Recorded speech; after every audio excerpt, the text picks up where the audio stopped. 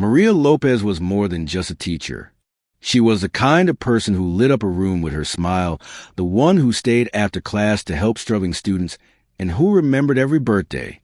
In Mexico City, where she taught high school English, Maria was known as the heart of the school. Her students adored her, her co-workers respected her, and her family considered her irreplaceable. But on a quiet Thursday night, Maria left her apartment for what should have been an ordinary evening. She texted her sister saying she was heading out to meet a colleague about a new project. That was the last message anyone ever received from her. The next morning, her classroom sat empty. No note, no call, no explanation. And so began the search for Maria Lopez, a beloved teacher who had vanished without a trace. The hours turned into days, and still, there was no sign of Maria Lopez. Her family reported her missing, and local authorities launched an investigation. Neighbors said they saw nothing unusual that night. Her apartment showed no signs of a struggle. Her phone remained offline.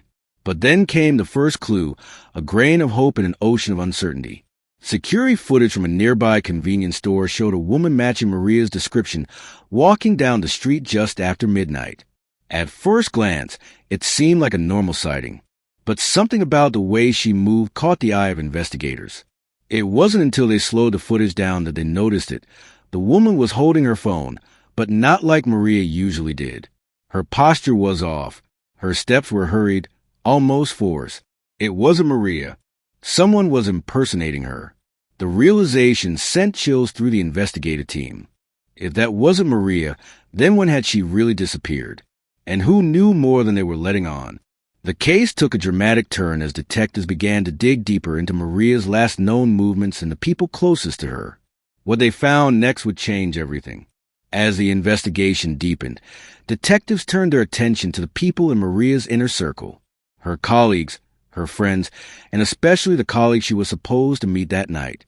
One name kept coming up, Daniel Ruiz, a fellow teacher at the same school. Quiet, intelligent, and always a bit too interested in Maria's personal life. At first, Daniel seemed helpful. He told police he had met Maria that night but claimed she left early, saying she didn't feel safe walking home alone. But there was a problem with his story. Investigators checked Maria's phone records and found no outgoing calls to Daniel that night. No messages either. Then came the biggest contradiction of all. The security footage from the convenience store, the one showing the woman who wasn't Maria, was time-stamped just minutes after Daniel said he had last seen her.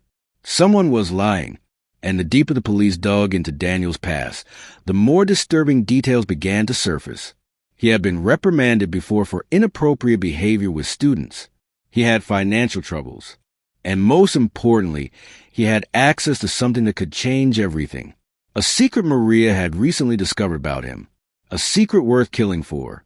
As the investigation zeroed in on Daniel Ruiz, detectives began to uncover a hidden side of him that few had ever seen. At work, he was known as a dedicated teacher, always prepared, always professional. But behind closed doors, things were different. Former colleague recalled strange behavior, long stares, unwanted compliments, and an unsettling habit of knowing too much about people's private lives. One former student even came forward with a disturbing story, how Daniel had once offered her extra tutoring late at night, alone in his classroom. Nothing had come of the complaint at the time, but now, with Maria missing, it took on a whole new meaning. The police searched Daniel's home and found more than just books and lesson plans. Hidden inside a locked drawer were printed photos of Maria, not from school events or public spaces, but candid shots taken without her knowledge. There were notes, too, pages filled with obsessive thoughts, written in his handwriting. Some were poetic, almost romantic. Others were dark, angry, possessive. It became clear that Daniel had been watching Maria for months, maybe even longer. But what really shocked investigators was something else entirely. Maria had recently discovered something about Daniel, something she had never told anyone else. She had stumbled upon it by accident while helping a student who was struggling in class. The student confided in Maria, revealing details that pointed to a serious violation involving Daniel. Maria did the right thing. She started gathering evidence, planning to report him, but before she could act, she disappeared. It was no coincidence. Daniel had known she was onto him, and he couldn't let her speak. What happened next would be the most chilling part of this case, because Maria Lopez didn't just vanish. She was silenced. The night Maria Lopez disappeared, she wasn't just walking into the dark. She was walking into a trap. Daniel Ruiz had planned everything with chilling precision. He knew Maria had discovered his secret.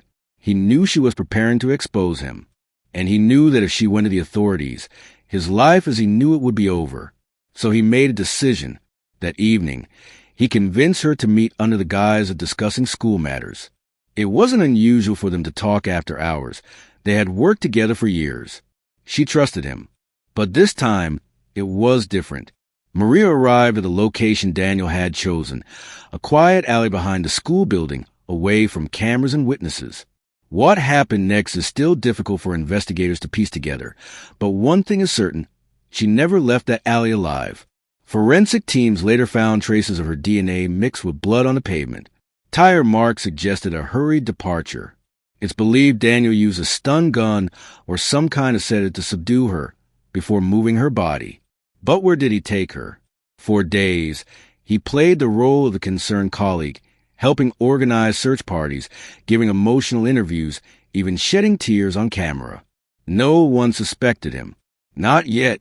Then came the surveillance footage. The woman seen walking down the street wasn't Maria, but someone pretending to be her, and who had access to Maria's phone, who knew her routines well enough to mimic her behavior. Suspicion turned quickly. Detectives obtained a warrant for Daniel's home and devices. Inside his apartment, they found more than just disturbing notes and photos. Hidden beneath a false floor in his garage were Maria's belongings, her handbag, her shoes, and most heartbreakingly, her phone, wiped clean of data. The final pieces of the puzzle were digital. Investigators recovered deleted messages from Daniel's laptop, conversations with himself, almost like confessions written in code.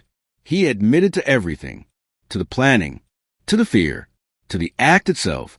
When confronted, Daniel didn't deny it. He simply said, "She left me no choice." His trial was swift and brutal. Prosecutors painted him as a predator hiding behind a badge of professionalism. Jurors listened in silence as Maria's students, colleagues, and family spoke about the woman she was. Not just a teacher, but a protector, a voice for the voiceless. And now, she was gone, silenced by the very men who should have respected her. But there was still one last truth to uncover. A truth that would shake everyone who thought they knew the full story. Because Maria's death wasn't just about exposing Daniel. It was about what she had learned, the secret that made her a target. And that secret, it wasn't just his. It involved others. People in positions of power. People who may have helped cover it up. This case was far from over. Stay tuned for part 2. Don't forget to subscribe. Leave your thoughts in the comments. What do you think happened next?